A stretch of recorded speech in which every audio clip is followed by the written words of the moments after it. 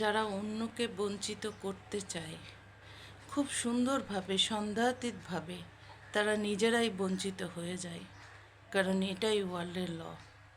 কিন্তু মূর্খ মানুষগুলো এটা জানে না। যুগ যুগ ধরে সৃষ্টির শুরু থেকে আজ পর্যন্ত ওয়ার্ল্ডের ল কিন্তু পরিবর্তন হয়ে যায়নি বা যায় না। ওয়ার্ল্ডের ল একটাই। তো অন্যের জন্য খাল কাটলে সেই খালে যারা অন্যের জন্য খাল কাটে সেই খালে তাদেরকেই পড়তে হয়। এটাই ওয়ার্ল্ডের ল, এটাই ওয়ার্ল্ডের নিয়ম। এটা চলে আসছে অনন্তকাল ধরে, এই নিয়মটাই চলে আসছে।